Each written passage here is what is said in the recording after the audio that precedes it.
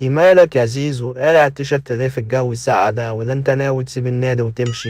انا بقالي سنة ما باخدش مرتبي يا شيكا، ومش بيجيلي عقود كتير من بره. من بره فين يعني؟ اوعى تعملها زي امام وتروح الاهلي تعملنا كوبري. عيب عليك يا اسطى، انا لو كنت عايز اهرب كنت هربت من زمان ايام المستشار. انت نسيت ولا ايه؟ قصير يا زيزو، ان شاء الله تاخد مرتبك كامل وما تخافش. بعدين كلنا بنلعب حبا في النادي، انا ذات نفسي ماضي على بياض، يعني بلعب ببلاش. مفيش يا شيكا لعيبة جديدة بتيجي عندنا، وفي ناس بتيجي وبتمشي في الآخر مش بلاقي حد بصيره، يعني مجهودي بيروح على الفاضي. يا اسطى الواحد مننا ب20، احنا من زمان واحنا بنلعب بناشئين وبنكسب بطولات، ومقفول علينا القيد من زمان. قول له حاجة يا فتوح.